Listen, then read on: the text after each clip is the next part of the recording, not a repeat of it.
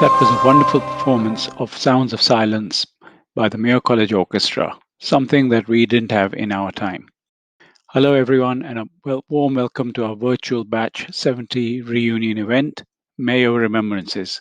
For those who can't place me now, I am Deepam Bhatia, 269, ex Ajmer and Jaipur House. Good morning, North America. Good afternoon, UK. Good evening, India. Good early morning or late night, Far East and Australia. I would like to extend a warm welcome to our key speakers, Director Kulkarni, Mr. Suresh Mathur, and Colonel Bhavani. We are also honored by the presence of the wives and families of batchmates who are no longer with us. I was thinking over 2 months ago how we were going to meet for our 50th anniversary in November at Mayo, but couldn't now. Unfortunately, the coronavirus pandemic stopped this from happening.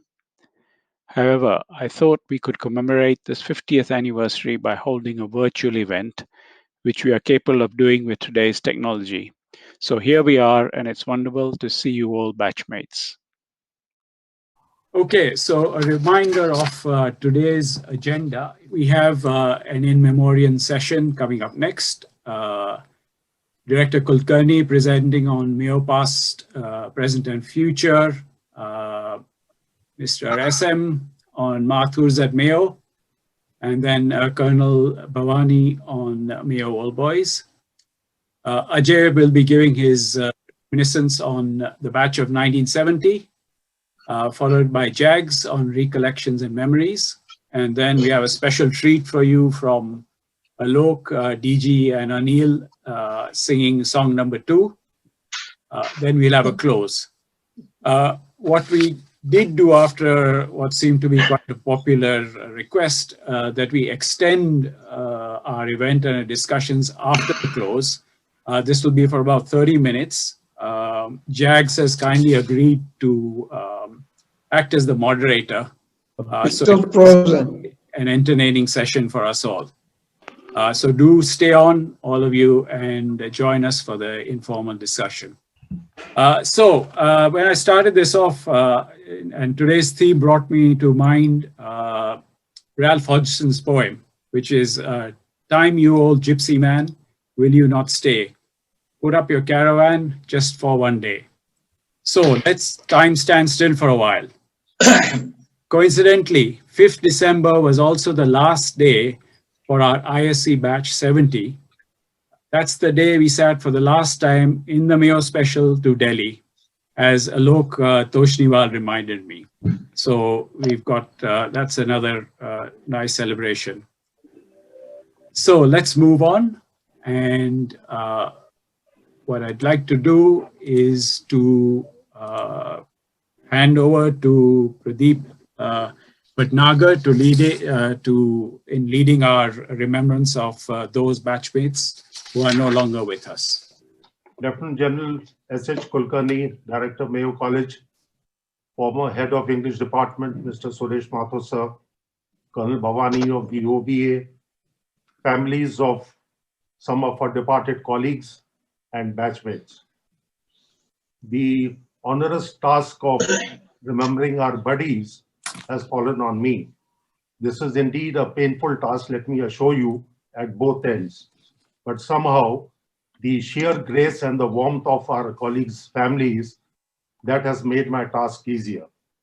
Just to summarize, we were 73 totally, SC and HS combined, and till the 31st of December last year, we had lost 7 of our colleagues.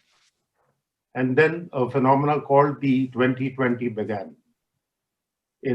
Just before the lockdown, we lost one of our dearest batchmates, and that set the ball rolling. And we had another 2 more people who had departed. So now totally out of 73, 10 are no more with us. And we are now 63 alive and kicking. I'm very happy to share with you that we made a special effort to contact some of our colleagues' wives and families, and they have, most of them, they expressed their desire to join us. Only 2 or 3 of them remain incommunicado, and in fact, we have no idea about their whereabouts. So thank you all, the lovely families, the wives, for having agreed to come and join us today. You have made our day, and we are indebted to you.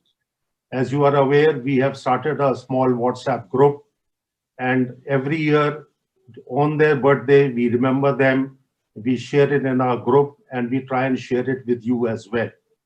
We keep them in our hearts as warmly and as close as possible. Ashok Madan, October 1991, we recall him as a very, very quiet and a very warm-hearted person, very, very diligent student, and he was nicknamed Harry Madan in the school. We tried our level best to be in touch with him, but immediately after school, he was in St. Xavier's. He was doing his economics honors from there. And thereafter, he went to the US. He did his MBA from California. In 75, 76, he had left, and that's the time we lost contact with him. But some of our colleagues do remember him, like Ravi Gupta, who said that when he was there in Bombay during those days, he used to see Harry Madan walking down Pedder Road with this very, very prominent swag that he used to use. So we do remember him very well. And we have with us his elder sister, Mrs. Nirmala Mehta from Mumbai, whom I was able to get in touch with after a very, very circuitous route. So this is to Ashok, and to his intense nature. We remember him, Mrs. Nirmala, and please convey it to Ashok's mother as well. Baljit Singh, BT House. Unfortunately, we do not have a time frame of his demise, but we understand from the people in the US that it is something like 15 to 18 years ago. Although he belonged to Ludhiana, he migrated first to Canada, I believe, and then to the US, where he was there in Seattle, in California, and in Las Vegas. Rahul amongst us recalls that sometime in the early 2000s, he had called him, he had given him a call, and he had said that he said his warmth was coming through. He was remembering the good old days. Unfortunately, we do not have any details of his next of kin, and so we have not been able to invite any of his next of kin. Jasmeet, Ajmer House, October 2008. Jasmeet was essentially an extrovert, a great guy, a golfer. He has done a lot for the Mayo alumni in Delhi. In fact, the basis was laid for it. And in spite of his being busy with his business schedules, he always stood up for a cause. He identified it and he stood up for a cause, and he gave his full attempt at it. And Jasmeet, the best part was that thanks to him, the golf tournament in Delhi started, and he was the mainstay behind it. Unfortunately, untimely departure, and we have with us his wife Soni, who has been a very, very welcoming host to all the Mayoites and the batchmates here. So welcome to you, Soni. Thank you very much for coming. Narendra Sharma, I do not know what really should we say about this gentleman. Heart of gold, this man. One of the early entrants in Colvin House in 1964, Kulsa, you might recall. He was an excellent sportsman and a great friend. Boxer, a gymnast, good sportsman, and all the time he was very, very active. We recall him. A number of our batchmates recall that he used to go to any extent to get an excuse to travel and especially drive down by road. And I do remember one occasion, I was posted in Varanasi, and he happened to see me. He was at a petrol pump filling fuel. I was sitting inside the petrol pump, and he saw me from there. And then he came up and he excused himself. somebody tried to stop him from coming inside. So that is how we met. And after a long, long time, the entire family was supportive of all the batchmates. He had just to come to know that somebody was in trouble. They have been helpers to our parents and guardians also to our children. So, Ritu, you are blessed with a fantastic and a wonderful family. Your two sons, Siddharth and Bharat, your daughter-in-laws, your grandchildren. God bless you all, always. Nirbhay Vikram Shah, BT House. Unfortunately, sir, we don't have much details. His family is incommunicado. He was from the royal family of Teddy Garwal, married into the family of Kutlehar near Kangra in HP. He was a very good cricketer himself. And I remember my uncle telling me that his father was a Allahabad University cricket captain many years ago. He is survived by his wife, a daughter and a son, Pradeep Mohan. 23rd November, sir, that is just about 15 days ago. It came to us as a shock. Such a bright fellow, so active in school, Jaipur and Raj houses, and we were really just devastated by his death. He did his BA Economic Honors from Shri Ram's.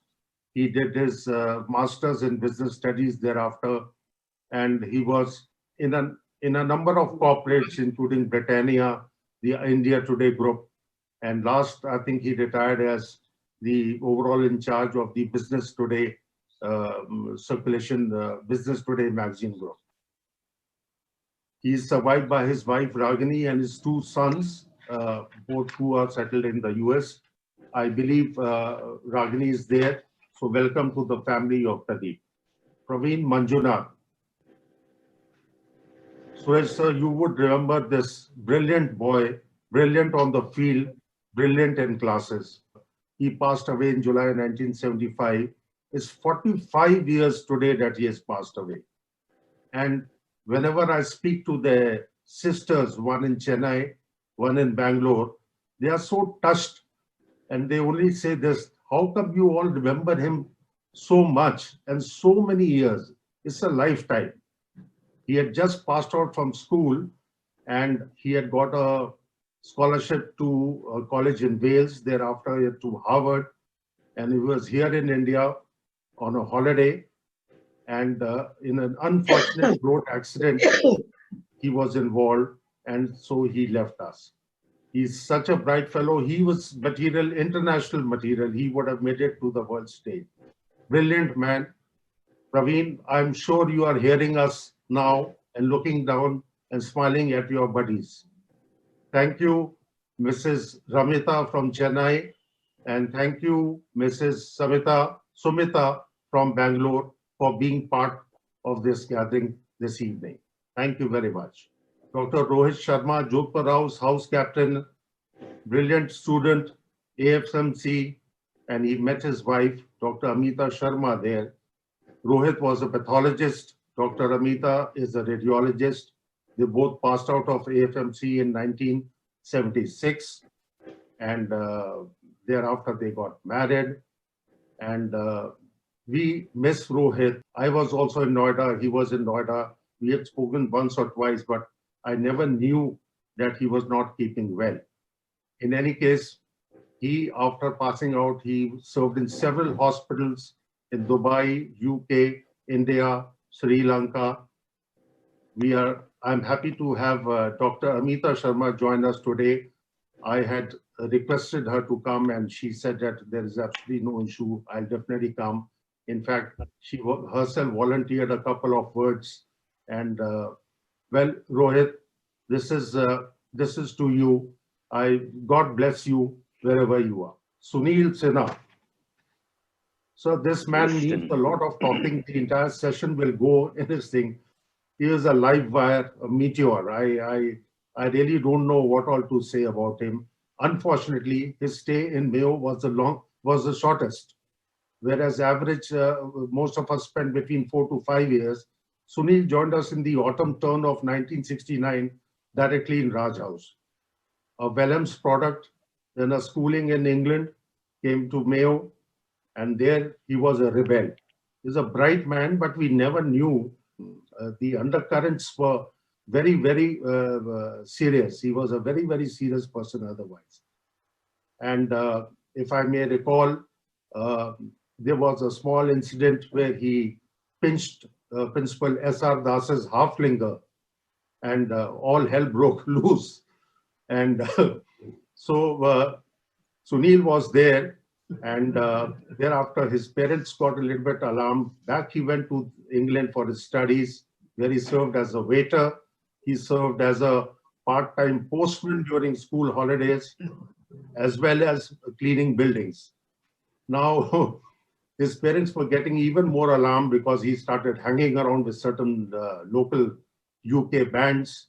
He was a bright guy, his brother, along with his brother, and he was playing the flute and things like that. And one day he suddenly announced to his parents that I want to become a Buddhist monk. So I think he was already, he was Major General Girish Narayan Sinha. They all got very alarmed, and they somehow persuaded him. I think he took him with himself to Nagaland, sir. And in Dimapur, or possibly in Kohima, they said, okay, you want to become a Buddhist monk?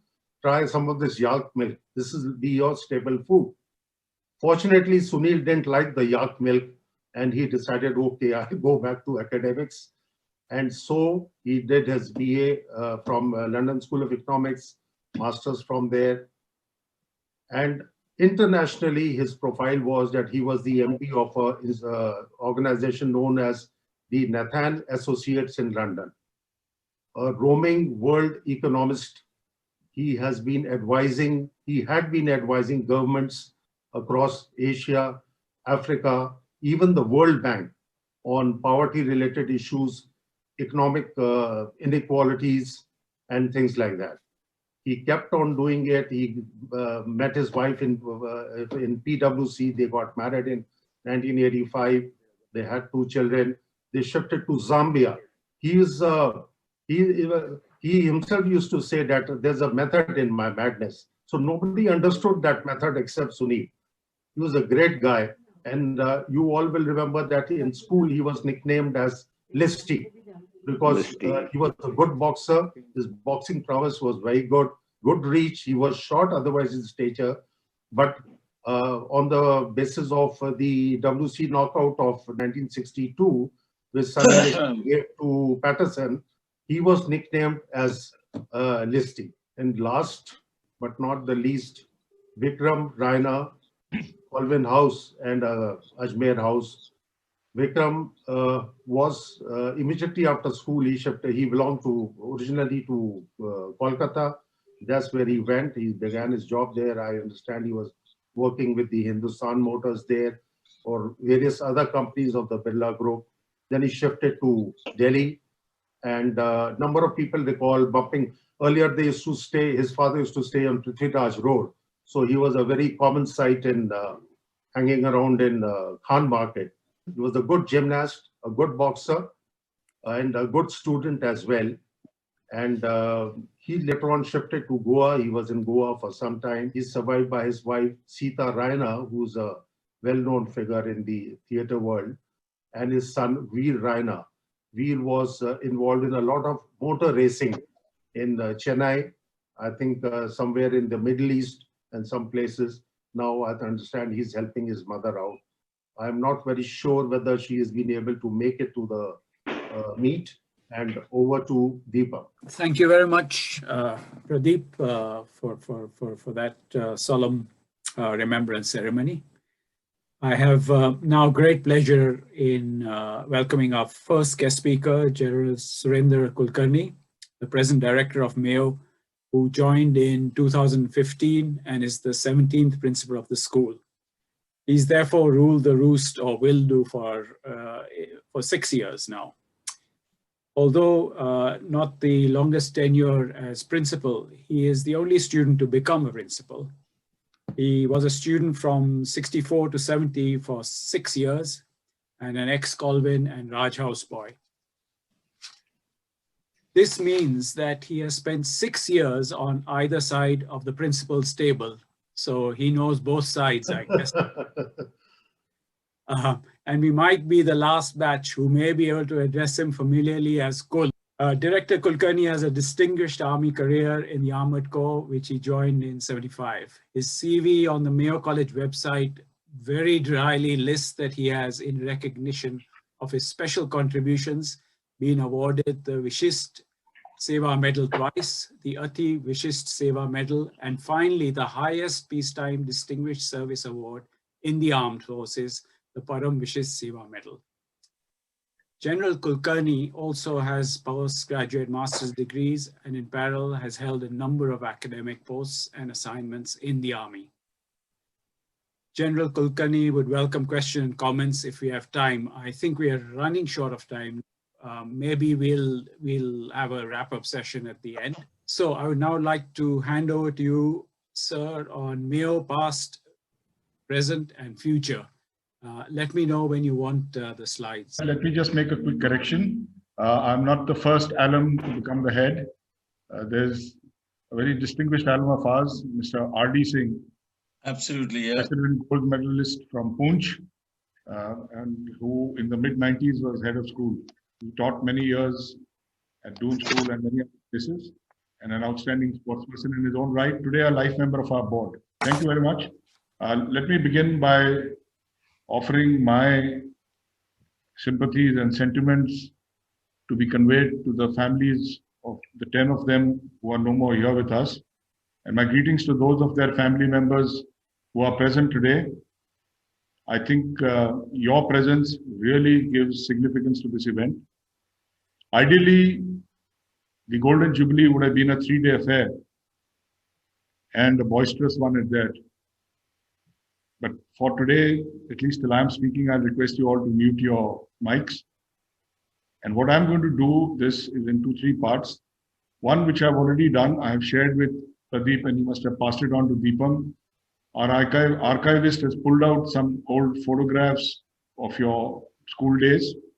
He asked me, should I also upload the mark sheets and the housemaster's reports, which I declined, based on my own performance.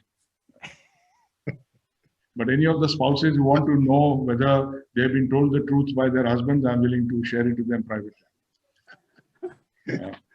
So I will start with the past to begin with. And, 145 years and counting is a long time to recap.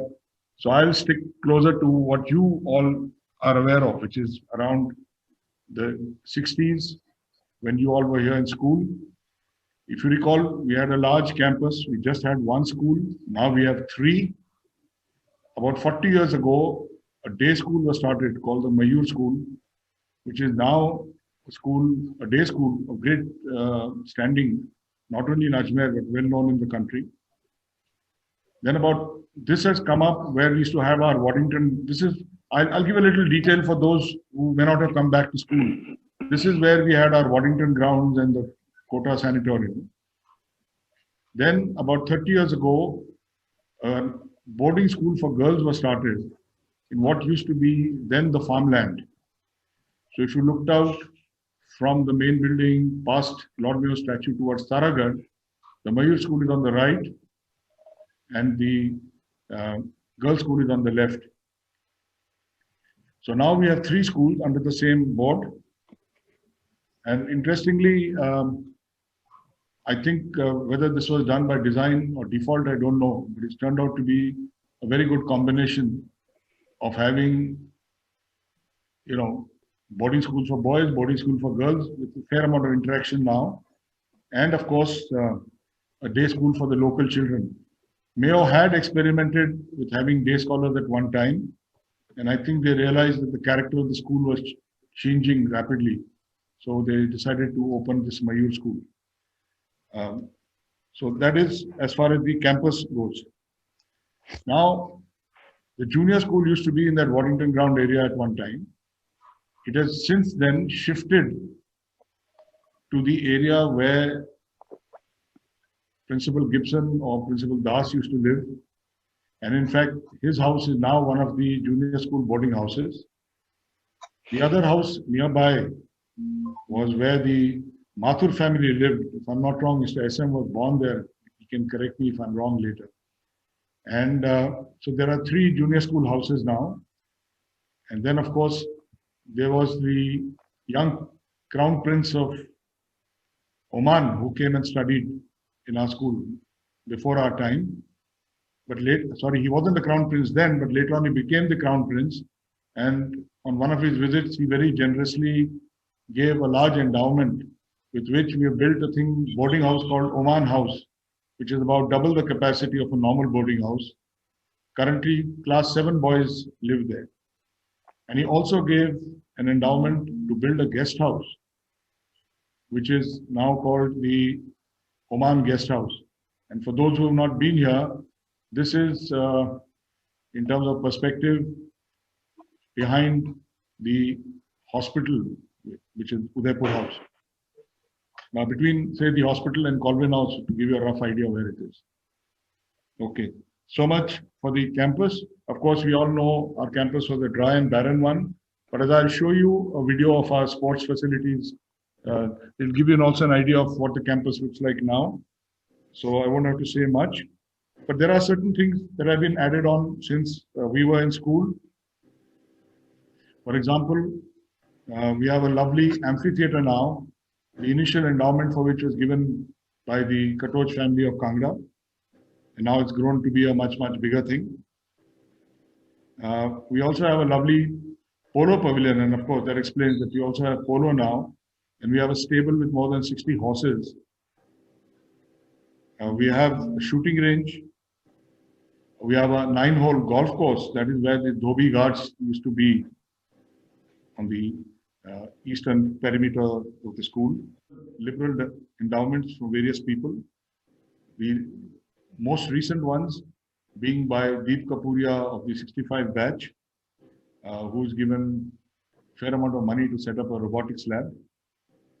And a very, very large endowment by the sons of Mr. N.C. Sharma, who used to be my housemaster, my classmate Tunu Yashovarman, Shaleen, and the youngest one who's best known, Charu Sharma.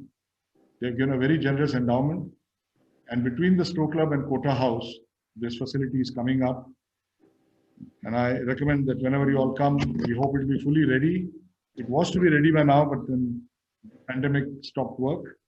But I hope that you all will come here, and I can strongly recommend to all of you that treat this as a deferred, as a 0 year for your celebrations, and try and plan on coming next year to celebrate, ideally during PG, and you can edge out the 71 batch if you like, or many other dates that you guys prefer to come.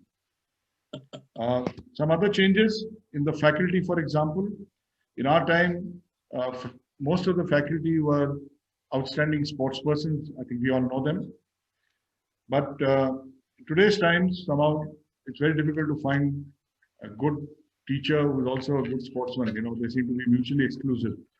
And the best ones, for example, we had so many cricketers, they would obviously rather play the IPL than hang around teaching arts, craft, or music to you. The other change that has happened in the last few years since I've come is that there is gender diversity in the faculty. And we have now more than a dozen ladies who teach in school. The other thing that has changed is that in our time, as you rightly pointed out, you had 2 curricula running parallel, the senior Cambridge and the higher secondary. For a long time now, we've had only CBSE, but we evaluated going in for the Cambridge International version, which is ICGSC, some complicated acronym, or IB. And we finally chosen to go for the Cambridge version, and it has been started in school now. So we will also be offering 2 streams for our children as they go along. As far as the major shift in the look of the campus is concerned, is the greening of the campus. And anybody who has been coming to the campus regularly will vouch for the fact that definitely looking much better. Partly it has been done due to smarter water management, but partly also due to a place called Bisalpur nearby. There's a dam from where we get some water supply. And you'd be happy to note now that you don't have to wait till Sunday to get fresh water to have a head bath. So to that extent, we are a little better off. In fact, all the boarding houses have now been modified in a way that in the dorms itself, there's a changing room and a water closet, etc. So you don't have to go, running down the corridor each time. And for the senior boys, of course, they have rooms which are shared by 2 guys with similar facilities. So things have improved. We are under pressure from parents, today's parents, that please put air conditioning in the boarding houses, and we have declined strongly, saying we are an outdoor school and it's against our philosophy. And therefore, if you want an AC, come to the wrong school. So much for that. And I'm now going to launch into my slideshow. As I said, our archivist has sent out this PowerPoint, which I've shared with Pradeep and Bhatnagar and Deepam. And amongst other things, I see on the screen the name, but he's missing in his picture, Mr. Omendra Bharadwaj. There is from the magazine of the year, there was a poem which he had written, which has also been shared. So I think, there, now I know now I've learned how to activate audience attention. So you must see this, Mr. Bharadwaj. It's a poem you wrote when you were in school. My apologies to some of you because of this mix-up that takes place every year between the senior Cambridge and higher secondary. 1 or 2 names of my batch may have slipped into your thing, but maybe it's a Freudian slip. Maybe they deserve to have been failed while they were with us. Okay, so much for that, and I'm launching into my first presentation. A feeling we call Mayo.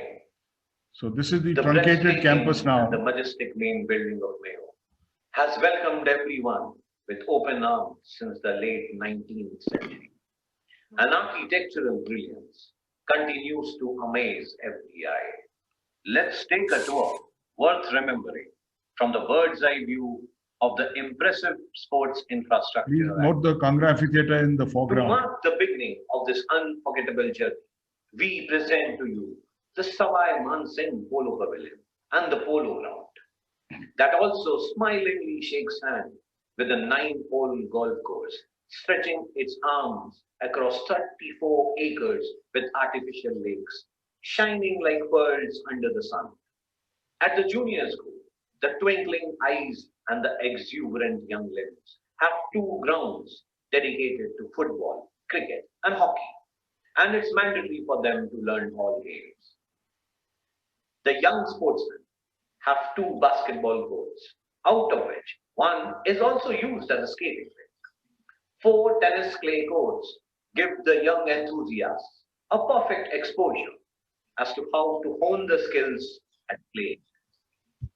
The 5 competitive synthetic tennis courts at the senior schools help train the young tennis players in the best possible manner. The lush Greenstow ground has 4 turf pitches for cricket, 2 practice nets, out of which 1 is turf and the other is synthetic. During the football season, it's transformed into 2 full-length football grounds. The Grand Lock ground has 2 football grounds and 1 cricket turf, which during the cricket season is also used equally well as a cricket ground. The proud St. John's ground has a 400-meter track and a beautiful pavilion. It holds all athletics events every year, and during the cricket season, it transforms into a cricket ground as it has a turf pitch at its center. The archery competitions are also held at the St. John's ground. The Olympic ground happily hosts hockey matches. The Shering ground is a resplendent red clay ground, a sheer joy for the hockey players. Mayo houses an artificial climbing wall that tests not only the brain but also the brawn of the climbing enthusiast. Not to forget the table tennis and gymnastic hall, which has 5 TV tables that aim to give perfect exposure to students. The sophisticated shooting range, with as many as 10 names, continue to sharpen the focus of the shooters. The gym, with all modern equipment, help achieve the perfect physique for all. The stables at Mayo house 70 horses, well taken care of by a core of staff that train them for dressage, fence jumping, polo, and various other races. We have 5 impressive squash courts, including 1 glass court, in addition to 1 badminton court. Swimming as a life skill is made mandatory for all boys to learn, and to facilitate the same, we have 2 swimming pools, both at the senior and the junior school, with diving facility at the senior school. A healthy body resides in a calm mind, and to put that thought into practice, Mayo has a hall for yoga and therapy center, which include a steam bath as well. Towards the end, we present the central ground dedicated to cricket. The central ground has 4 turf pitches with 9 practice nets, out of which 7 are turf, 1 is synthetic, and 1 is cemented. The central ground also hosted the run matches in the past. The beautiful Ganil Pavilion weaves an air of magic and an air of comfort with 4 rooms, along with stores for keeping cricket equipment. For special scientific sports training, the following are efficiently put to use. Sibowati SS 3025 Global 1500 football feeding machine, stacked table tennis ball feeding robot, spin shot pro ball feeding machine tennis.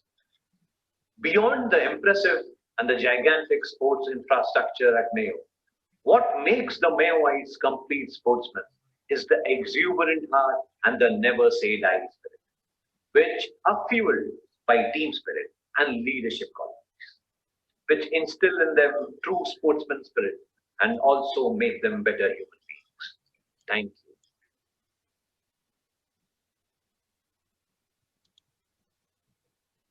Okay, so that was to give you a feel of what the campus looks like now. I'll now go on to give you a glimpse of what should have been your presence at the main prize giving. I will just go over a small clipping of the initial part of my address to the prize giving ceremony last year. Your Excellency, President of the General Council, Your Highnesses, members of the General Council, distinguished guests, old faculty members, present faculty members, and I wish to at this stage recognize one of our illustrious former principals, Mr. S.S.N. Ganju. So would you be kind enough to rise on the orders of the current principal?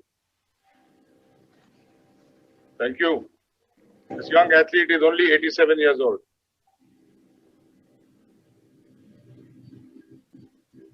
Parents,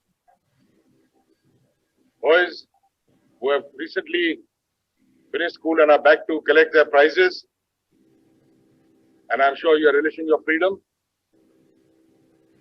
And of course, the reason why all of us are here today is the current bunch of boys who give me great pride in standing here with utmost confidence and a unique sense of honor that I am the senior most student of this school.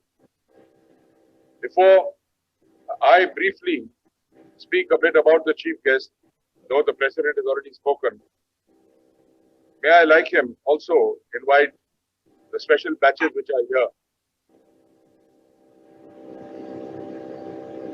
Young boys and the younger girls of the 94 batch.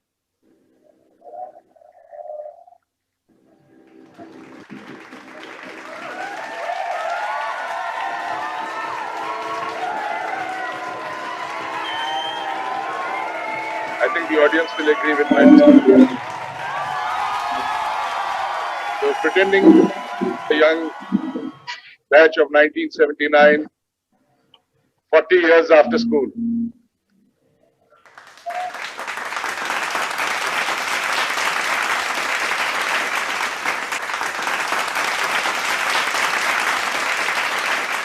and the youngest of them all, the Golden Jubilee batch, 1969-70.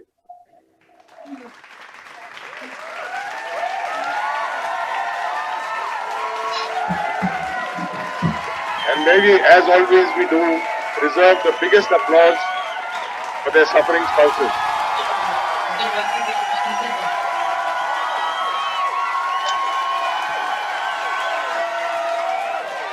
There is a saying that old boys grow old, but old boys never grow up. But all hear laughter from the ladies only. So, okay, did you like the feel of that one? So if you're back here next year, I'll keep a place for you on the pavilion. So how many thumbs up do I see? One only. Or maybe there are more. Yeah, great. So guys, don't worry. It happens this year. We couldn't help it. But you're always welcome in school, and next year we hope you'll be back again. Now what I'll do is, for those of you, in the next 3 or 4 minutes, I'll quickly run through some photographs of last year's prize giving so that you get a sense of what's here. And this is again mainly for those who haven't had the opportunity to come back to school after leaving.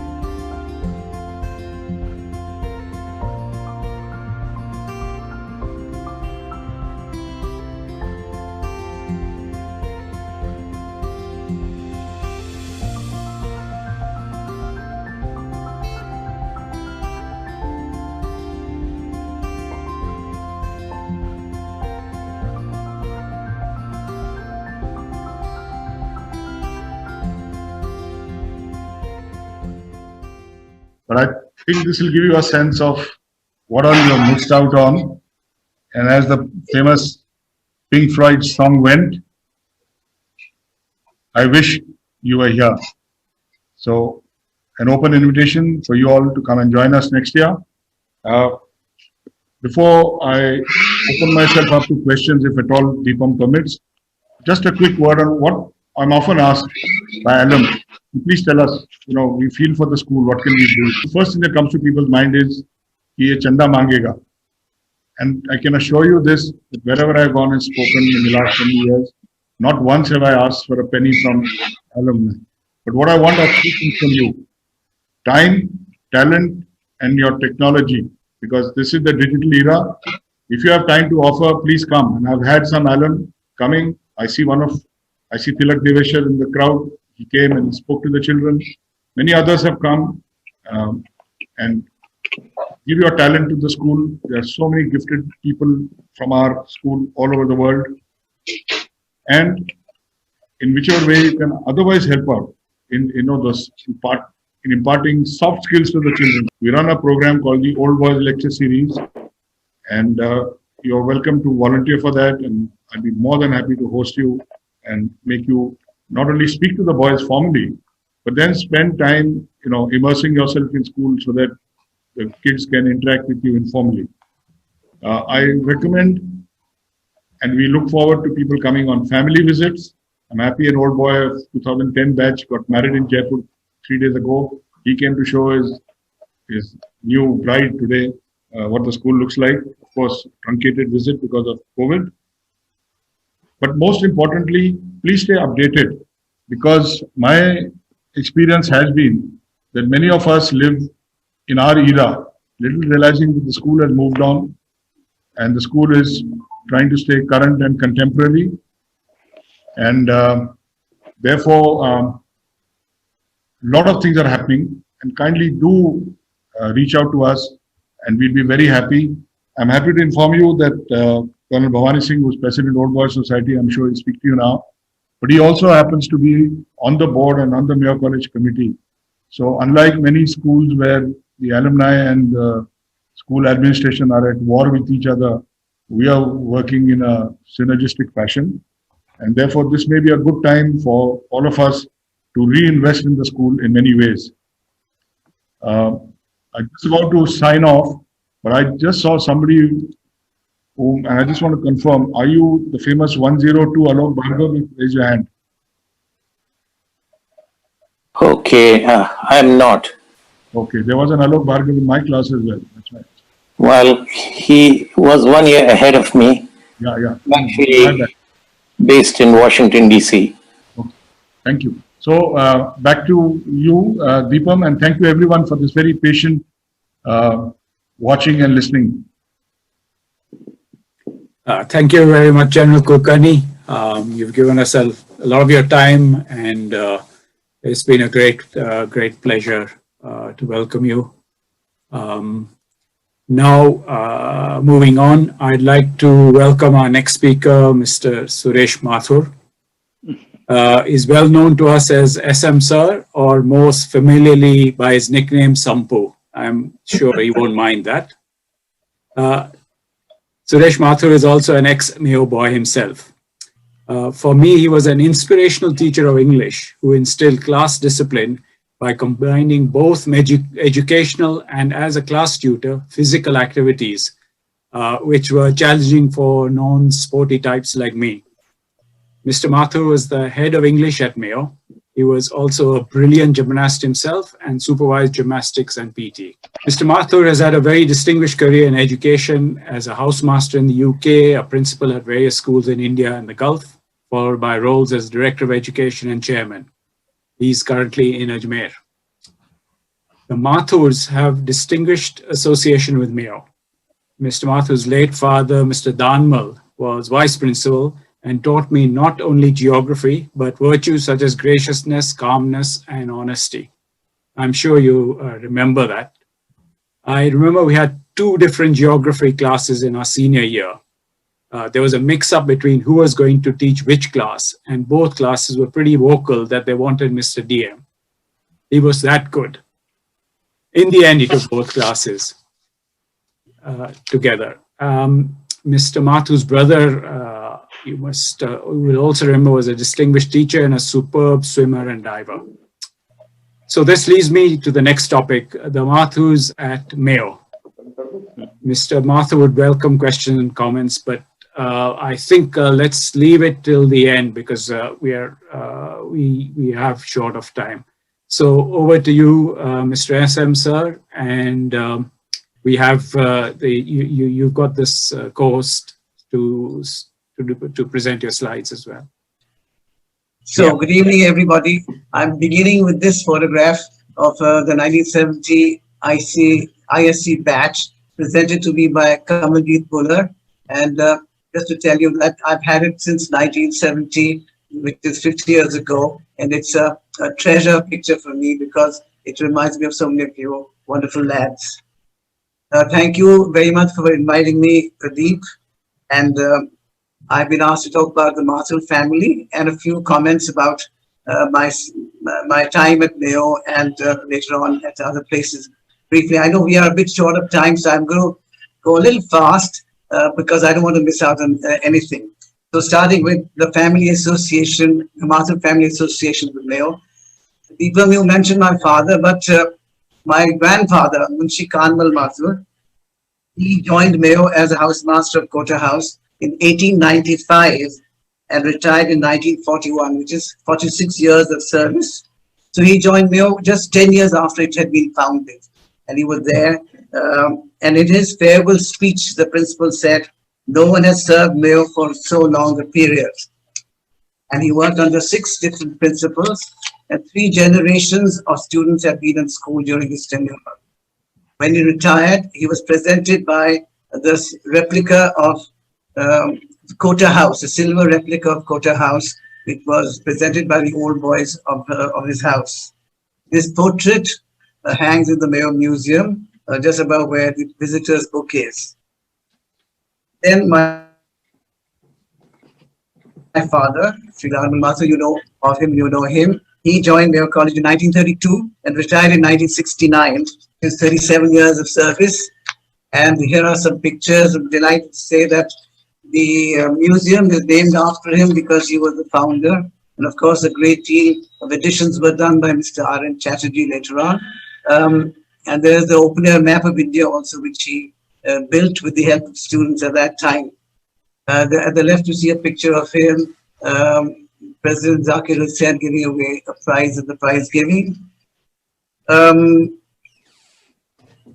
He was a great scout, and he was presented with a silver elephant awarded by the President of India, which is the highest award in scouting in India.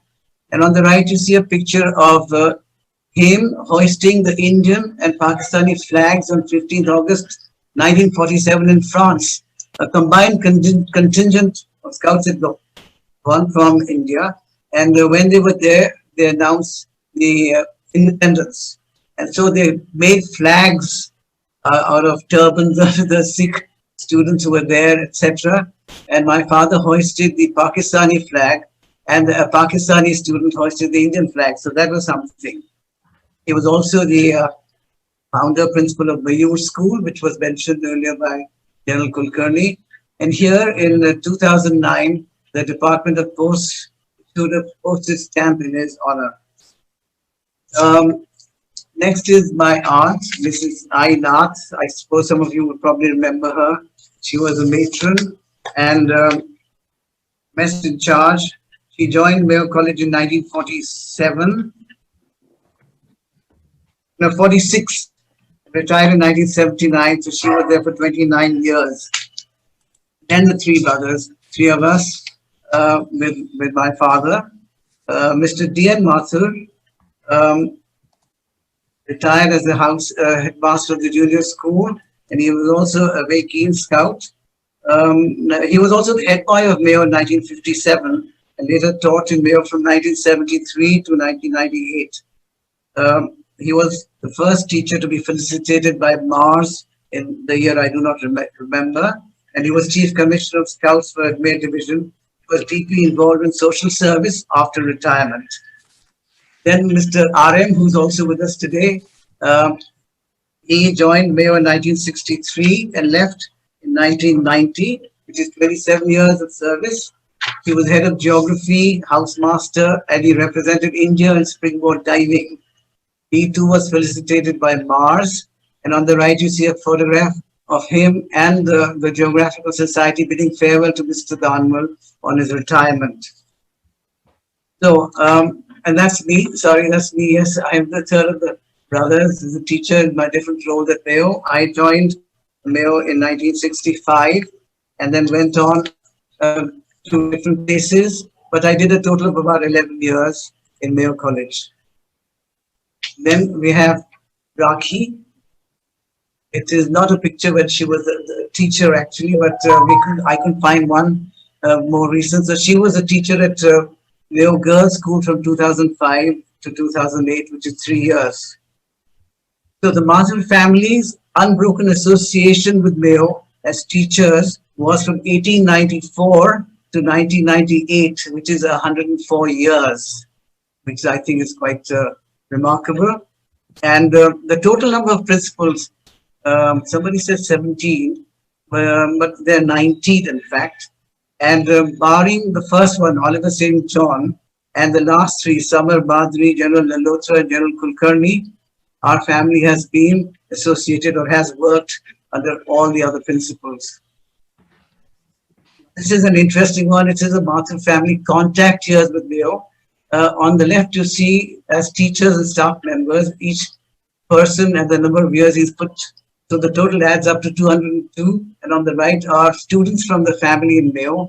And that adds up to 81 years. And the total is 283 years of contact with Mayo. And Mayo is only 145 years old. That should be quite interesting to note. Now, my school days, I have some brief recollections about my school days. It's not because these are the most memorable things, but these are the photos I could find. This is, I joined Mayo. It was interesting. My brother used to go to school in Mayo and I was not admitted there. So I used to follow him and sit outside the classroom and wouldn't go in. So one day the teacher inside just got me by the hand and sent me to the vice principal then, which was Mr. Ghosh, and said, please admit him, he's coming here all the time anyway. So I was admitted without my father's knowledge. And so I'd probably be the only student who got admitted on his own in Mayo College. I was in the LKG, and at that time, in 1951, the LKG was in Jalawar House, and the numbers in the school were very small, about 140 students in all. And this picture is when I think I was about 12 years old. Mr. Gibson took us to the Doon School to perform A Midsummer Night's Dream. I am the first fairy, which is bottom left, sitting down there. And the next picture, another one of my school days, is when I was getting the FCC Troop Award. And the picture of Mr. Gibson and Mr. Danman also.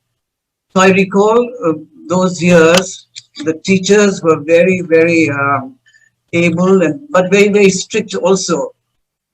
Here's a very, very nice picture of some old teachers and some new ones together. We learned a great deal from our senior teachers.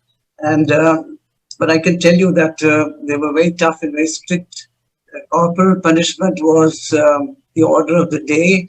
And I can recall some very, very nice punishments which we used to get. Sacking was quite common. Sometimes the teachers would put a pencil between your fingers and squeeze them. Sometimes they pull your hair. I don't think that sort of thing happens anymore. But that was accepted by the parents and by the students and by the teachers. That was the way it was done. Another picture is of Mr. Naidu. I think you'll remember him very much. I recall that he taught us swimming. And you know, he never entered the swimming pool himself. He was not a swimmer, but he made us jump into the deep end, had drills, and made sure that we all learned how to swim. So that was a very, very special thing to recall. Then all the houses had their own messes at that time, in the 50s. I remember having meals in the mess in Jaipur House and then in Jodhpur House. And eventually, there was the central mess in the beginner pavilion. all the whole school, 140 or 130 of us, all sat in the hall now in the Beginner Pavilion and had meals together. Then Mr. Gibson arrived in 53, 54, and lots of things changed. The first memory I have of his arrival was when he was being introduced to the senior classes. And one of the boys, Vijay Singh of Makrana, was introduced. And he said, "Sir, I'm Vijay Singh of Makrana, and I'm married." And Mr. Gibson was quite furious and annoyed. He said, "How can a boy in school be married?" So he called my father, and my father confirmed that he was married. And that was quite a startling thing for Mr. Gibson to realize. We had the Congress session in 1954. I remember Mr. Pandit Nehru going around in the Jeep with Mr. Gibson. And then the changes which came with Mr. Gibson were, I think, the focus on academics increased, and we got government scholars. And I remember one particular lad who was senior to me, of course, Ram Krishan Papriya. His roll number was number 1, and he was outstanding and just shook us all up with his intelligence. Then the mark cards were introduced. I don't know, I'm sure you will remember the E, A, and F, the effort, achievement, and faithfulness. And you could get a 9 for effort, you get only a 4 for achievement, or you could have it the other way around, hardly trying but a bright guy. He gets a 4 for effort and 8 for achievement, and he picked off for that kind of thing. So the detention cards and red cards were rampant, and I must confess that I was constantly on detention cards and red cards because I was a very poor academic student. And detention cards also meant punishment drills. So after games, we would go to the Udaipur ground and have PD given to us for being on DC. Then during Mr. Gibson's time, there was harvesting in the field, go-crew picking during the monsoon season, and of course, digging for the Gibson pool, which is something we remember very fondly. I must say here, one of the things which has had the greatest impact on me from those days is the school prayer book. You know, especially the prayers like some lines I still remember: "Help me to choose the hard right instead of the easier wrong. No fear when truth and right are in danger. When I'm in the wrong, give me the grace to admit it wholly." These are things that I remember about school days. And then I became a teacher in 1965. There I am, 5 years out of Mayo, went to college, and then came back as a teacher. My intention was to really prepare for the IAS, and Mr. Gibson met me one day and said, "What are you doing?" I said, "I'm wanting to prepare for the IAS." And he said, "Why don't you teach while you're preparing for it?" So I fell for it and joined Mayo. And before I knew it, 4 years were gone. And there was no sign of preparing for IAS. But I never regretted it. When I joined in 1965, I was 20 years old, and some of the students in 1965 who were passing out were about 4 or 5 years younger, so they were 16 or 17. So today I'm 75, and some of my students are 70, 71 years old, which is, I find that quite amazing. So I was a raw teacher, but what helped was being sporty. Like it was mentioned that in those days you had teachers who combined academics with sport, and so they got on well with the kids. And during my time in Mayo as a teacher, I did several things like editing the magazine, directing school plays, etc., and etc. 1969, just 1 year before you lads came, you passed out. Mr. Das arrived, and there was a huge change in many ways, a lot of freedom, a lot of questions, a lot of excitement, and that was the year. Okay, then in 1973, I went off to England to teach in Stanbridge Earl School. There are some pictures of Stanbridge, and then I went on to, then I returned to India. And that's my mother welcoming me back because she thought I'd never come back. And then I joined Mayo as head of department English. And from there I went on to the British school. I became the principal of the British school in Delhi for from 84 to 86. There's some pictures of British school. Went on to the Army Public School, Dakshai, where I was the founder principal, a beautiful location in Himachal. And from there, I went on to Dubai as the principal of our own English high school. I was there for about 13 years, and my school had 8,500 students. It was quite a huge number, but it was a dream to run it. And there are some more pictures of Dubai. The picture on the left is when I brought a team of students from Dubai to play football against Mayo, and we had a very exciting time there. On the right is a picture of Mr. Jaswant Singh visiting Dubai, and we had an informal old boys chapter of Mayo. We hosted him. On the right bottom is Mr. Sunny Varki. I'm mentioning him in particular. He was my director and owner of the group where I worked. He has introduced what is the Nobel Prize for Teachers, a $1 million award, and it is equated with the Nobel Prize. He's a Dubai resident, and I think it's admirable that he's done so. Now, after retirement, I'm back in Ajmer. I have an NGO I work for. It's called My Clean School at Ajmer. On the left, you'll see General Kulkarni, because we work together. From the school mess, the empty tins, ghee tins are given to us, and we get them painted, put kachra path and distribute them to shops all over Ajmer. Then we have kids in a government school preparing their field. We are helping them. There's plantation being done in different places. So, still in touch with Mayo, and it was very nice to be invited as chief guest of the 15th of August parade some years ago. And a couple of years back, Admiral Damba came, and we were there to see him and meet him, which was very nice. And finally, to finish off, just to say 1970, when you passed out, is the year Rashmi and I got married. And 2020, when you're celebrating your 50th year of passing out, is our 50th wedding anniversary. So what a great coincidence. Thank you very much for your time. Great, Mr. Mathur. I don't know what to say. I'm stunned. Wow, what a trip down memory lane. I'd request, in fact, I would insist that you should write your remembrances up in a book. Those photographs were really brilliant, and I knew about your family's association with Mayo, but I wasn't aware of the extent of it. So thank you very much. Big hand to Mr. Suresh Mathur. Thank you. Okay, thank you.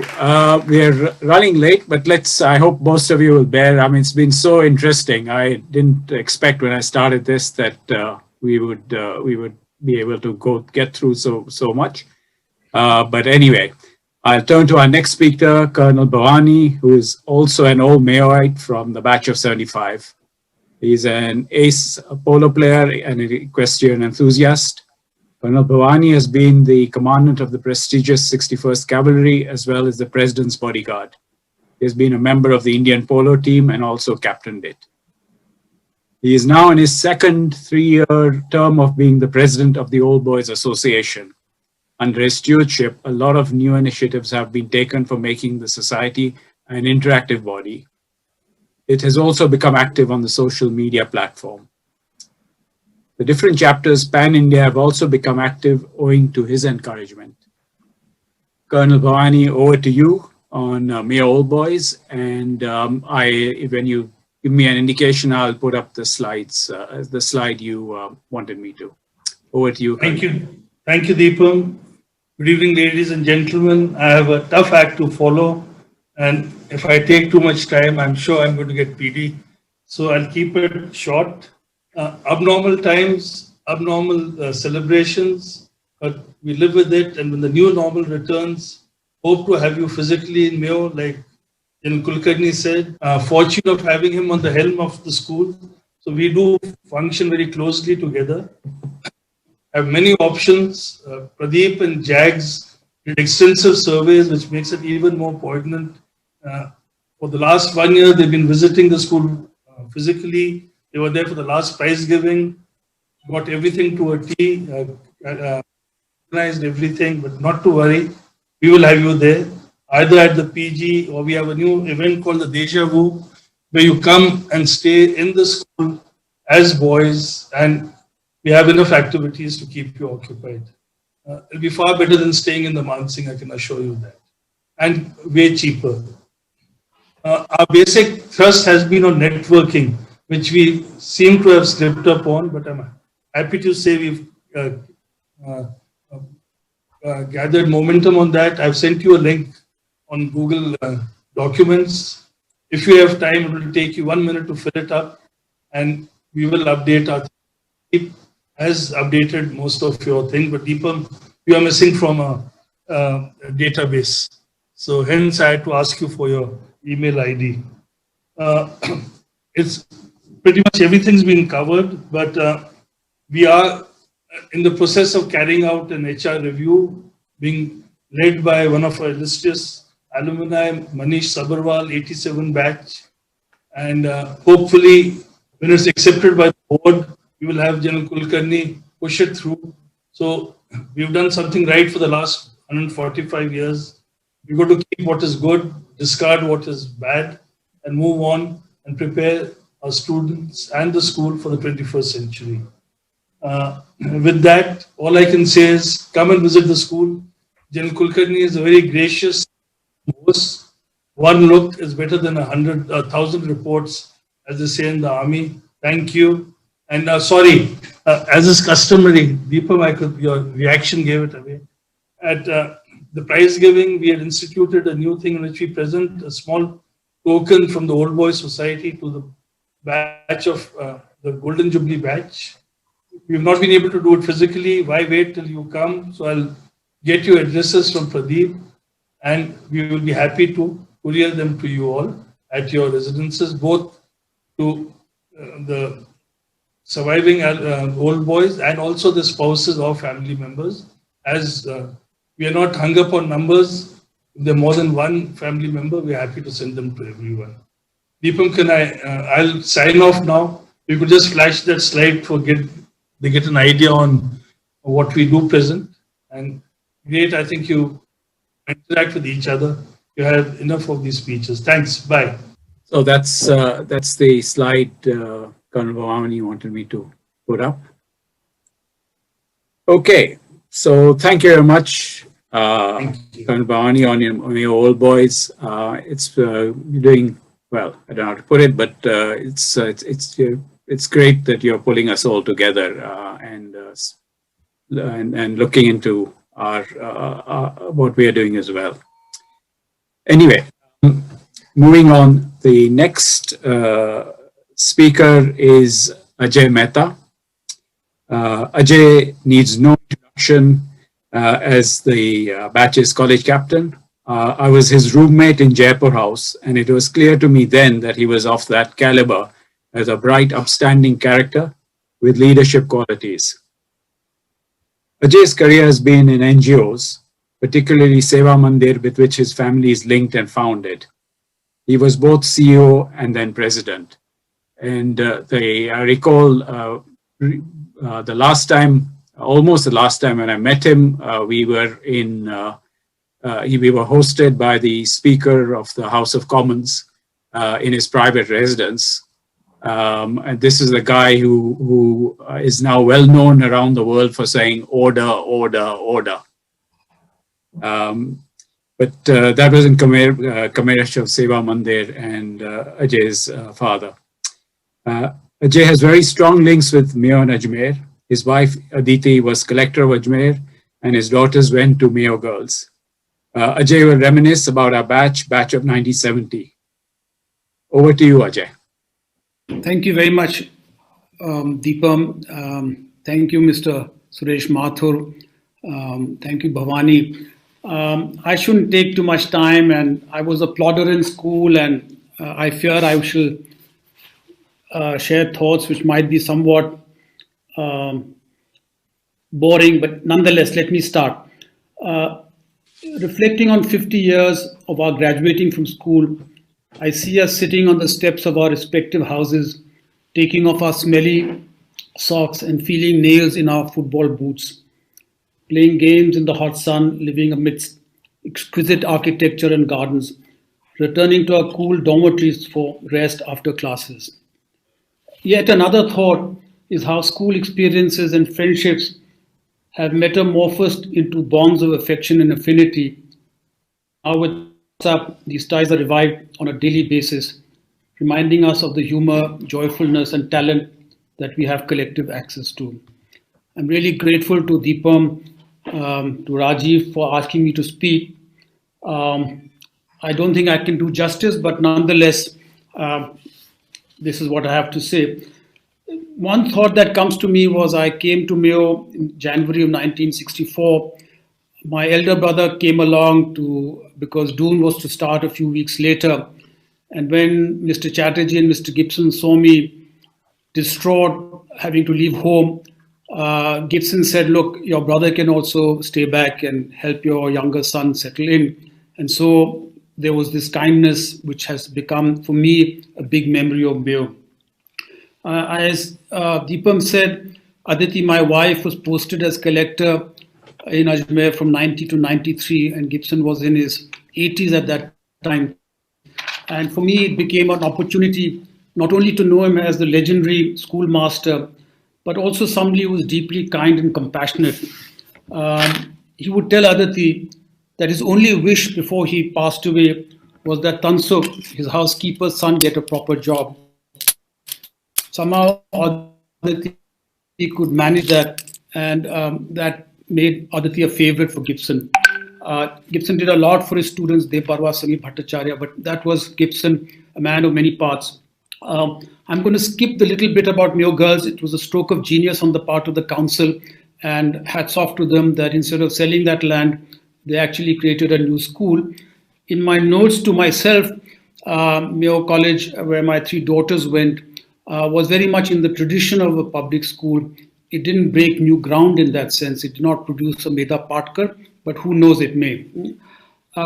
Jack was, as all of us will agree, was a great teacher, an exceptional sports person, a mountaineer. But beyond that, he was a great leader. And he built an outstanding team of colleagues. And it was wonderful to hear Mr. Suresh Mathur talk about the Mathur clan and the immense contribution to Mayo College. And but for people like Mr. Danmal, I don't think Mayo would have made it to the ranks of one of the best schools in the country. And so each one of us will remember different teachers for their encouragement and no doubt for their chastisement. Mayo created a bouquet of opportunities for all of us to discover our potential. More significantly, there was a rebel culture that allowed students pride even as they failed exams and got into trouble with school authorities. So let me tell you a little story. Jags will tell it much better. But Tiny Bedla, who's, I hope, listening, and Dalil Singh, who was a roommate of mine, on Gandhi Jayanti, were assigned to do chokidari at the principal's house, Das's house. On duty, they figured there were better ways to celebrate Gandhiji's birthday. And so they decided to lift a scotch bottle from Mr. Das's drawing room and to toast Gandhiji in St. Luke's Pavilion. After polishing off and they also decided as an afterthought to pick 2 crystal glasses. And after polishing off the scotch, they threw the glasses into St. John's Lake. Contact tracing had fortunately not come of age, and it was left to them to own up. Mayo, needless to say, did not encourage such acts of civil disobedience, even on Gandhi Jayanti. On a more serious note, Mayo prepared students to be active in public life. And the story that I feel illustrates this of Bharat Singh Kundanpur, who was about 4 years our senior. He was a very good painter. He was invited to be on the faculty, but he had to decline and go back and manage his estate in Kota. And over time became a very prominent, and is a very prominent politician of Rajasthan. He stands out for his integrity and non-casteist approach to politics. And of late, he's taken to Gandhian ideas. And one of his criticisms about Mayo is that we were not taught enough about Gandhian thought or the thought of people like Rabindranath Tagore. Having said that, I have to be fair to Mayo. We had people of leftist persuasion while we were in school. Some of you will remember Ramchandra Menon, very bright, who was a critic, had disagreements with quote unquote the feudal culture of Mayo and its elite culture. And currently he is the vice chairman of the Kerala Planning Commission. Jags unfortunately didn't get the same preferential treatment as Ram did, having his ideological preferences at that time were towards Mein Kampf. So, but now Jags is a very sage political analyst, and people from both the BJP and the Congress turned to him as their PR manager. Mayo had a wonderfully nurturing environment, and one of my memories is Dalil Singh, who was my roommate along with Deepam's. He was a fine artist, a fabulous tabla player. He was a brilliant PT commander in the middle houses.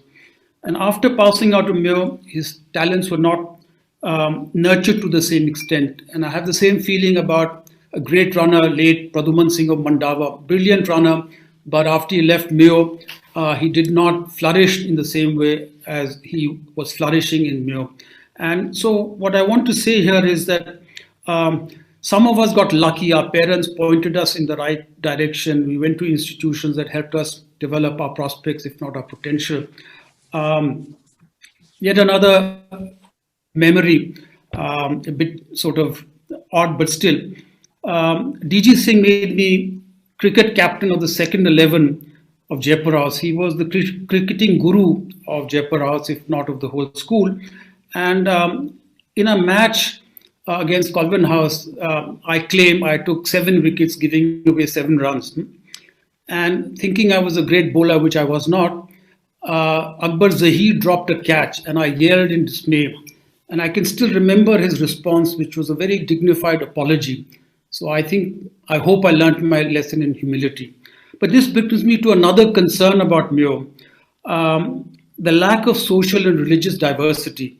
The civilizational heritage of our country was not adequately represented in the student body.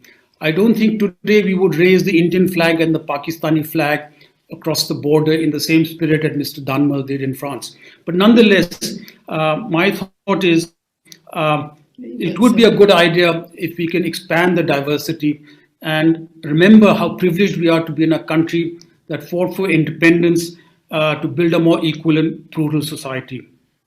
One other thought is, Mr. Gibson and all the teachers we had, they prized academics, they prized excellence in sports, but their primary quest was to make students aware of their responsibilities as citizens, the ultimate form of leadership. And so Mayo had a system of monitors. They were expected to implement rules and maintain discipline, but it was an undemocratic system and open to abuse. But that was not all that Mayo offered to inculcate responsibility. There were many avenues for self-improvement and self-esteem. The Natural History Society, the Music School, the Mayo magazine that Mrs. Mathur would organize for us, the Art School, the Metallurgy Workshop, the Duke of Edinburgh scheme. I and Rajiv went and Praveen went on that expedition together, the Geography Society, and so on. And each of these activities had wonderful mentors and gave students a chance to find a hobby, a lifelong hobby.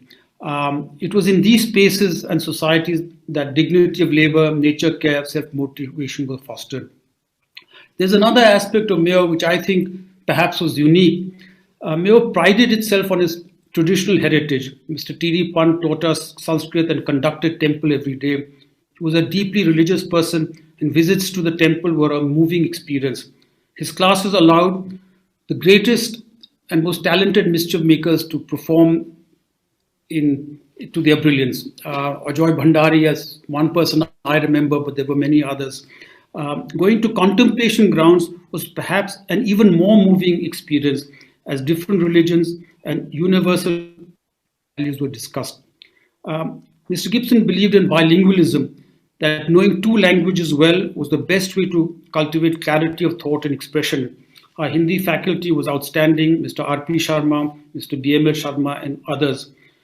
The respect for bilingual education made those who did not come from westernized backgrounds feel comfortable in school. More important, there were those who excelled in both Hindi and English. And I'm thinking of Maki, Anil Lamba, Anil Toshniwal, Alok Toshniwal, Umendra Bharadwaj. Umendra, I'm not surprised your poem was noticed so many years after you left school. Blending the old with the new was not easy, but Mayo got it right.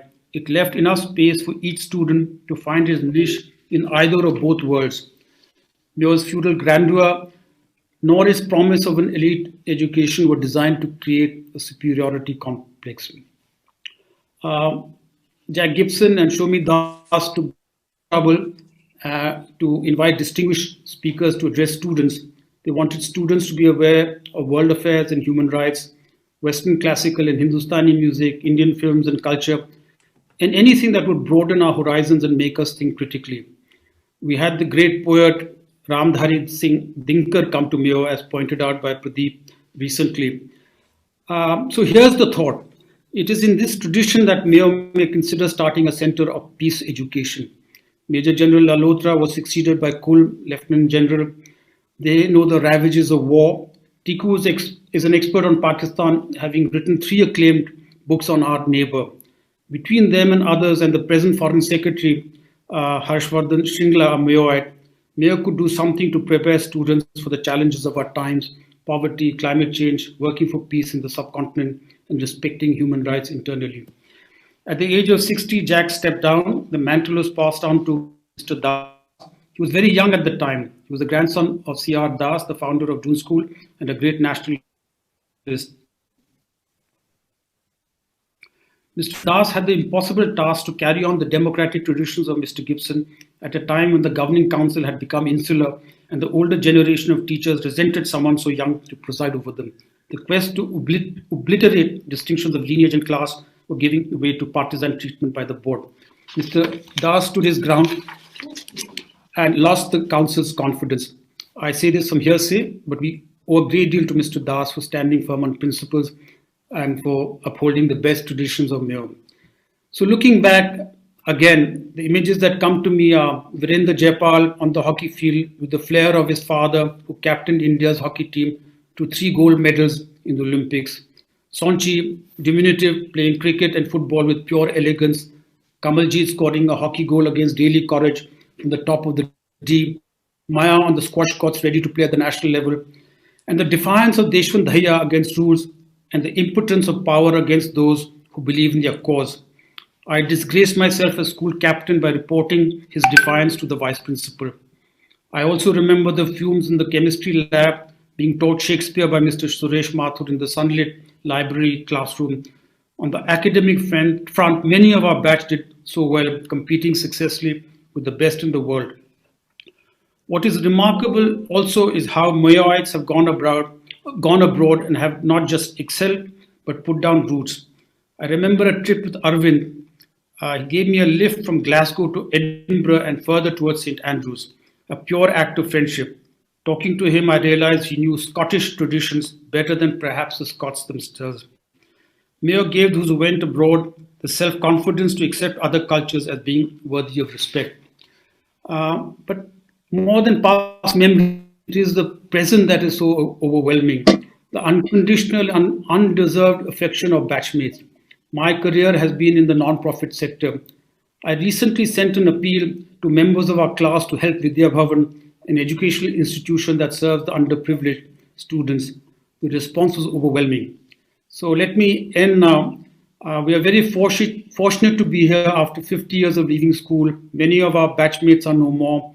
Praveen Manjunait died first. He was just 20. Jeep he was traveling in crashed into a gorge on the way to Badrinath. He was in his last year at Harvard. Pradeep Mohan just went the other day. And as Pradeep told us, 10 of our batchmates are no more. That we are here and they are not is to feel a profound loss. Their memories are fresh and a source of inspiration. On their behalf and ours, on this occasion, our gratitude to Mayo and all those who taught us and kept us safe. So very much all of you for bearing with me. Thank you, Deepam, again. Thanks. for your poignant memories and observations. It is good listening to you after such a long time. That leads me to our next speaker, Jagdeep Singh or Jags. And as Ajay also pointed out, he came from the other side of that spectrum. That is, he was towards the black sheep end. Jags was and is a unique character with his truly out of the box thinking. He will no doubt demonstrate it in his talk.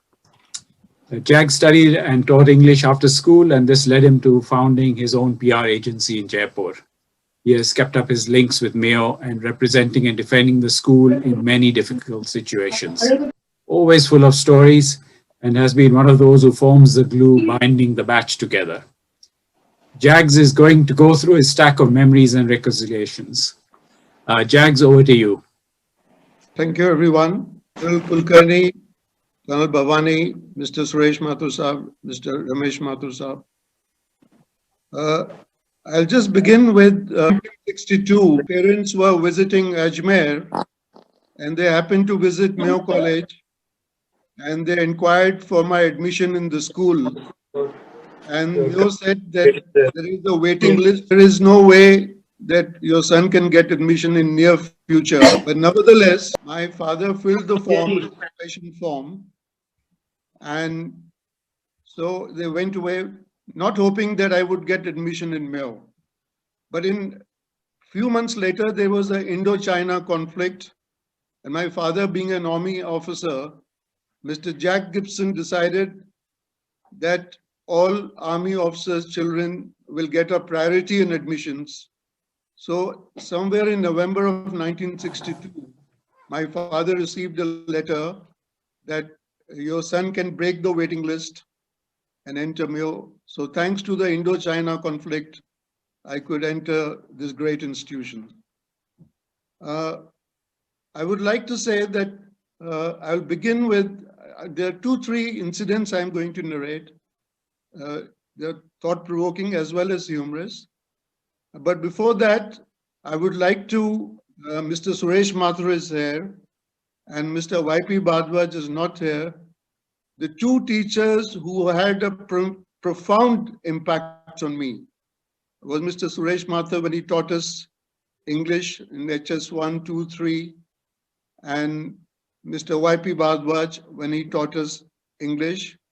And many of you might not know that at that time, I decided that I would become a school teacher, and I would not teach one of these subjects, but I would teach both the subjects.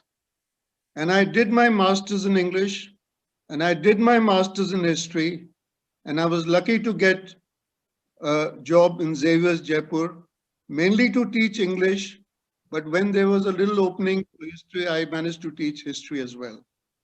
Mr. Suresh Mathur might not recall, but in 1979, he brought a football team to Xavier's to play a football match, where Mr. Yogi Dullabji was also among the audience, if you recall, sir. There, he was quite surprised to see me and asked me, Jagdeep, what are you doing here? I said, I teach here. I was a very average student in Mayo, below average, I think. And so he said, you're teaching, teaching what?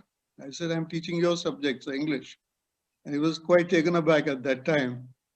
But talking about that, Mr. YP Bhardwaj also had a huge impact on me on teaching history. And one of the incidents that I'm going to narrate relates to Mr. YP Bhardwaj's teaching of the Second World War.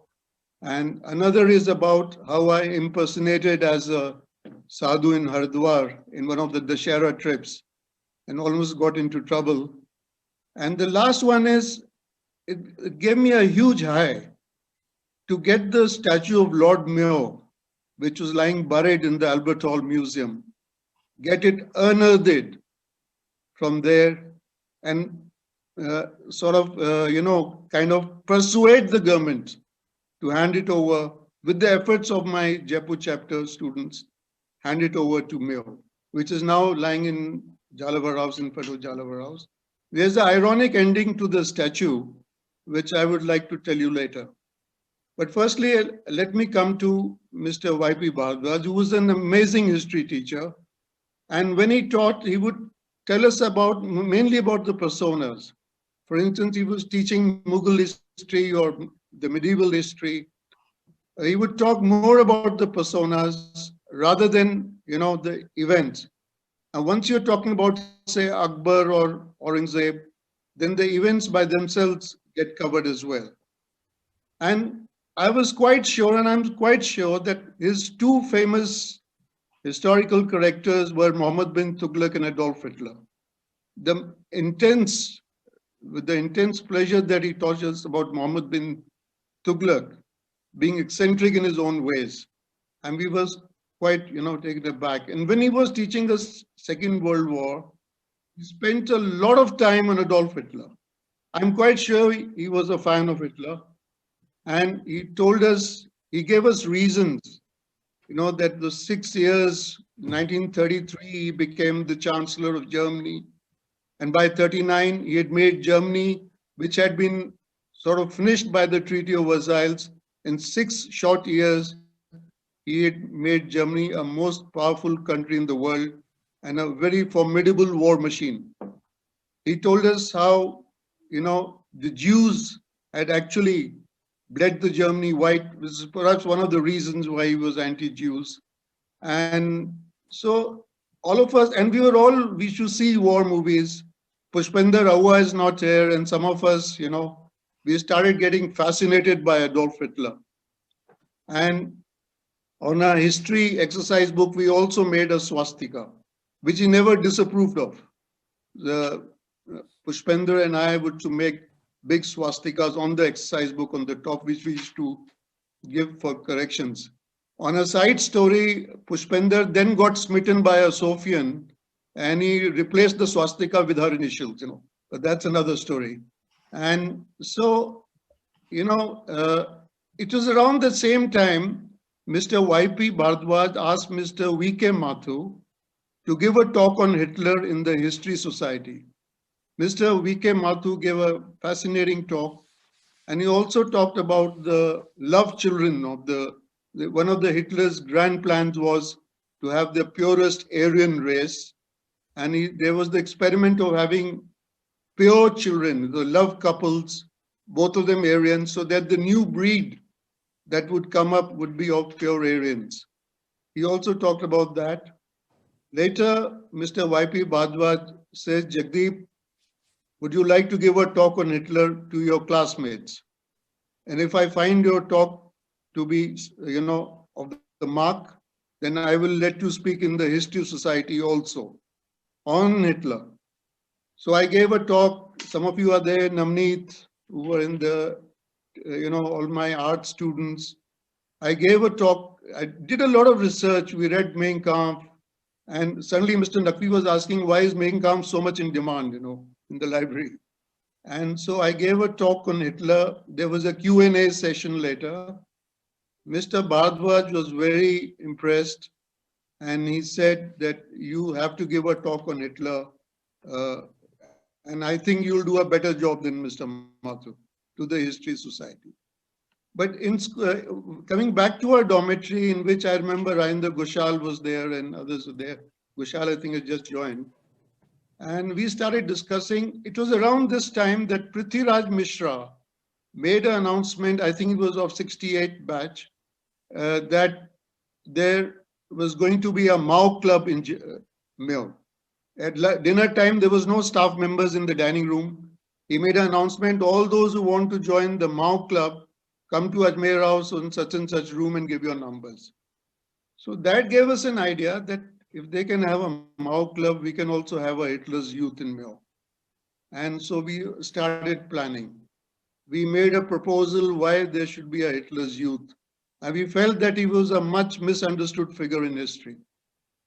So after a lot of gathering strength, Namneet was along with me. Namneet had to come to Jaipur for Rakhi, so he was going with his permission. He's smiling now. And when we entered Mr. Das's room, he called me. This is after lunch. He said, yes, Jagdeep. I said, sir, we want to start a Hitler's Youth in Mayo. And he said, start a what? Hitler's youth. And then I could see him getting angry and say, why not a Gandhi youth or a Jesus youth or something? I said, sir, he's a much misunderstood figure. By that time, he was boiling. Captain Wall had also entered the room with some papers. And then he started screaming, and he howled and shouted. Navneet, I remember, just sneaked away from there. He said, I won't go to Jaipur. And Captain Wall ran back to his PA's room. And I said, sorry, sir. And say, and meanwhile, he was reading a Times of India newspaper.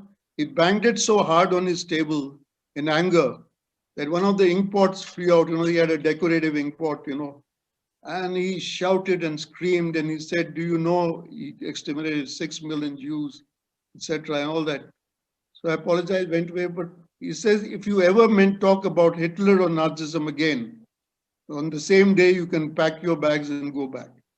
Later, it's not confirmed, but Mr. Y.P. Bhardwaj informed me 2 days later that my talk on Hitler had been cancelled. He did not give me a reason, but I feel that Mr. Y.P. Bhardwaj must have been told. It was around this time that a lot of us were trying goose step marching in the PT house. The Nazism was in the...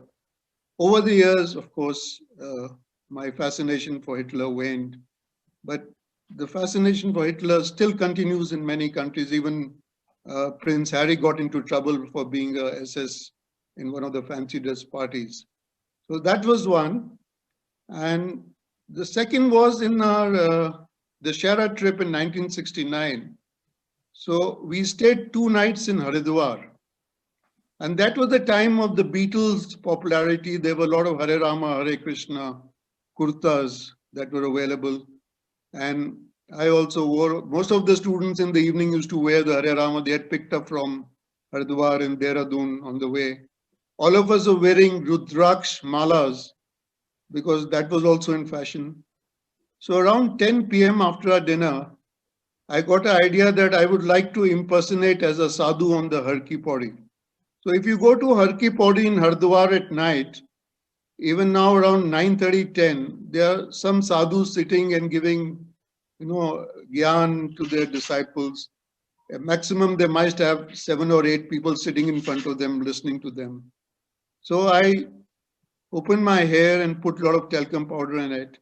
And about 25 of the students who had gone to the Haridwar trip, they were all wearing sadhu, the Hare Rama, Hare Krishna kurtas. I was also wearing.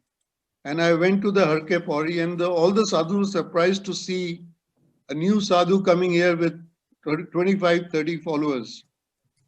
And I went and sat there, and some of the old ladies came there and they wanted to ask me questions.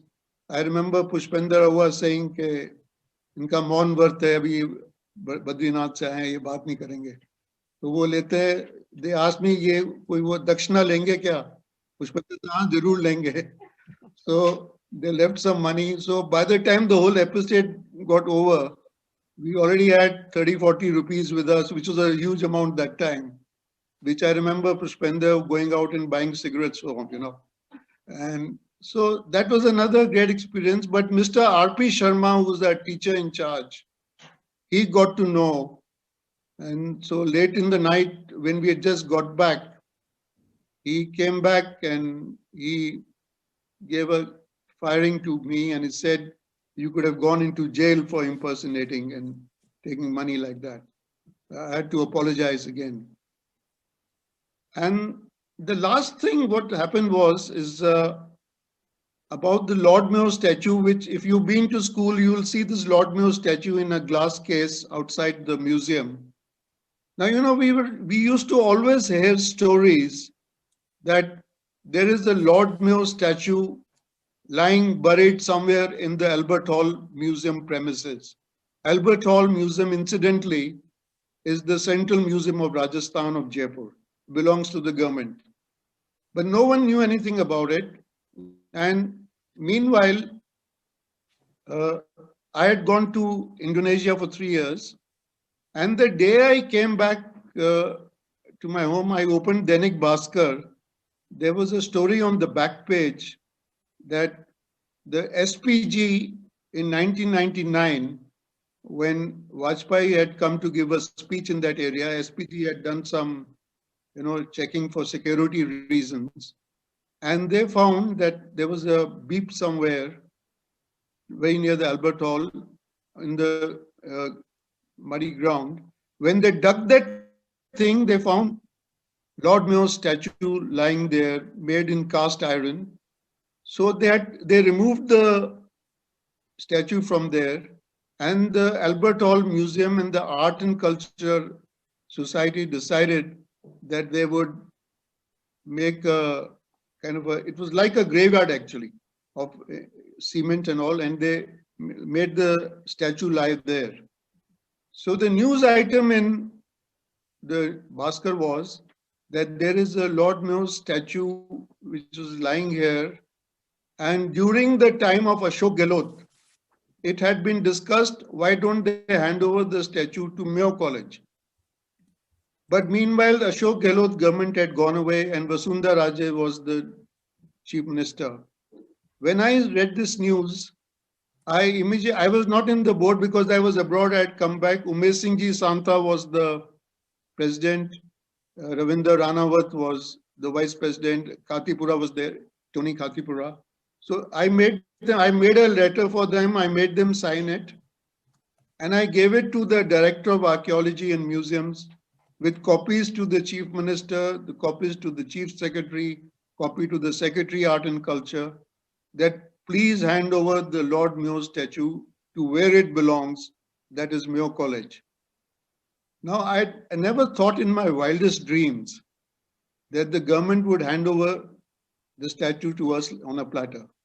And as soon as we had given, I also implanted some items in the media. Dainik Bhaskar had carried that story. So the letter that we'd written to the director of archaeology and museum, I gave a copy of that to Bhaskar. Bhaskar carried a front page item saying, Mayo College ke bhutpurv chhatron ne Lord Mayo ki butt mangi. That was the heading. So the whole thing was building up there was a piece I wrote for Times of India, which I shared with my group today, The Bizarre Case of Lord Mayo's Statue. That was the heading. So the whole thing was building up. Then suddenly, Vasundhara Raje, when the files and the things reached to her, she rang up the Secretary Art and Culture, which was Salahuddin Ahmed, who happened to be a good friend because he used to move in our Mayo and Doon circle in Jaipur. And suddenly I got a call, I was in Bombay, from Mr. Salahuddin Ahmed, that Jags, the CM is getting serious about the statue. I said, what's she saying? She's saying, take it. So I was like taken aback. So I rang up Mr. Pramod Sharma, who was the principal of Mayo College then, and I told him that you'll be happy to know that you'll be getting another Mayo College statue. And he said, but I don't want one. Where will I keep it? So I was surprised. So then I contacted Mrs. Jamila Singh, who was the principal of Mayo Girls School, that, ma'am, you'll be happy to know that you too will have a statue now, not only the Mayo boys. He said, Jags, I don't want a statue. So I was like taken aback. Meanwhile, the government had already sent me a letter. In our letter, we had written that we will bear the expenses of the excavating the statue and transporting it to Ajmer. Meanwhile, I was saying that by next week, our formalities will be over, and Mayo can collect the statue. Now I was wondering what to do. So then Pramod Sharma said, you have to take permission of the board. I am just a principal. Board has to decide. When I approached, I had been in the board earlier as the Old Boys representative. I had also been the secretary of the Old Boys Society at the central level. So I rang up a lot of the board members and said, this is happening. But most of them were also not very interested. At least one board member, whom I'd not like to name, said, let the buried things remain buried. Why are you digging them out? Anyway, to cut a long story short, we finally got a letter that you can take this statue and it was CM's direction that as far as possible, it should be done quietly. There should be no big thing in the media about it. Because here was a government. A government would not hand you a all pin. Here they were giving a statue which was lying buried, and they're taking it out, giving it to a private school. And so there could have been questions and, a lot of things. Incidentally, how Mayo's statue got buried in Albert Hall, there is a story to it. There is a hospital called Mahila Chikitsalaya near Albert Hall. And that statue was there when in 47 the rioting broke out. Some people removed the statue and had buried it at Albert Hall. That's how it had come there. So once it was decided, I told my Jaipur chapter guys, look, I rang up some board members. We are going to send this statue next week on Wednesday, please. So the board got moving, and finally it was decided. Randhir Mandawa rang me up that we have decided, let the statue come, and then by and by we will decide what we have to do with it. So we thought the excavation would happen within an hour, but it took a good 3-4 hours. We didn't want the media to come and land up there. But by 12 noon, it started at 8. By 12 noon, we had got the statue in the truck. By the time the media came, the channels came, the statue had already left for Ajmer, and it reached at 4 p.m. You'll be surprised to know that the statue kept lying in front of the museum for almost a month. And boys used to come and play with it, crossing it, The fingers got damaged, and that's the time I sent a very strong letter to the board that this is no way to treat this invaluable item, I think, and you must take a decision about it. So then it was decided that the statue, of course, was lying buried for 70 years. It required restoration, and the little damage to the finger, etc., was repaired again. And the school decided to keep it in Jalawar House. The management tried again with the girls' school principal if they could put the statue in the girls' school. She point blankly refused for whatever reason she might have had. And so that is the story of the Lord Mayo statue. And I hope you enjoyed listening to these 3 anecdotes. Thank you. Thank you, Jags. That was great taking us through your observations, and thank you for preparing, and particularly your incident as a Hitler Youth as well. It's good fun. Thanks. We might hear from Jags later on. Let's see, because we've already extended the time. Anyway, let's go for the next session. Now for a musical interlude. We'll play the Mayo Assembly song number 2, Jaya Jaya Jaya Bharat Mata, and this is by our own 3 tenors, Domingo Carreras and Pavarotti, or Toshniwal, Lamba, and Dhruv Gopal. Due to the technical constraints of Zoom, and I understand DG can be quite overwhelming, I'm told they cannot perform live, but they spent days putting together this video for us.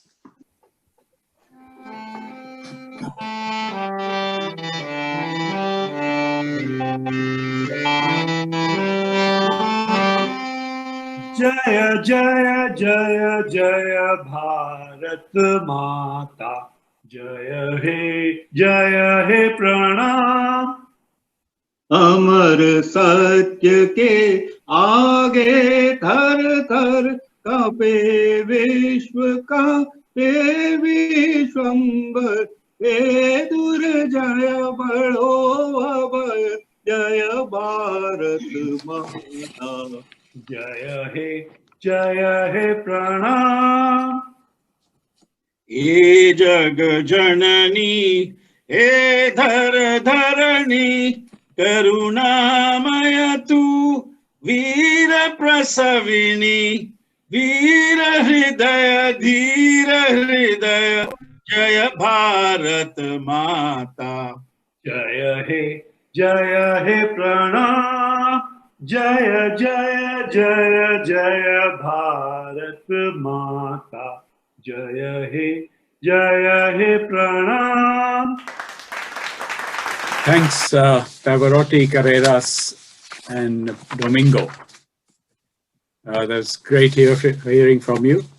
We're now coming to the end of our event. I know we've gone on for much longer than we anticipated, but I hope you all have enjoyed the session. First of all, I'd like to say a huge thank you to our keynote speakers, General Kulkarni, Mr. Suresh Mathur, and Colonel Bhavani. I would also like to thank the wives and families of our batchmates who are no longer with us for supporting us and sharing our memories.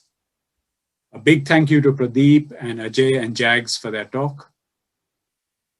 Pradeep is, of course, the cement that holds the batch together with his communications and detective work over the years. Last but not the least, there have been others working behind the scenes on this event. A few to mention: Arvind Singh, Neeraj, Rahul, and Rajiv. I started this event by talking about staying time.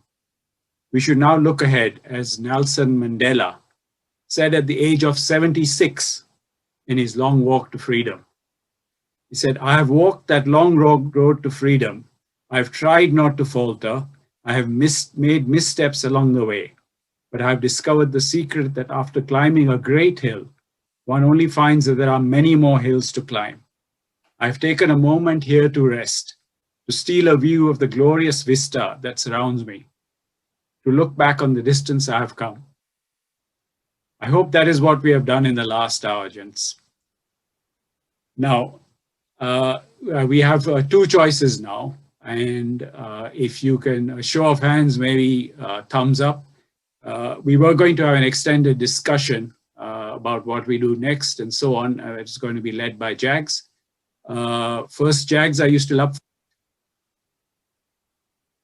Yeah, I'm around, yeah. Okay, guys, can we have a show of, if you can give me a thumbs up or whatever, or raise your hand. I'll see. Yeah. Okay, great. So what I'll do is I'll give you guys a 5-minute break. We'll listen to the Mayo band again, and then give you a chance to stretch your legs, and then I'll hand over to Jags. Okay, so here we go.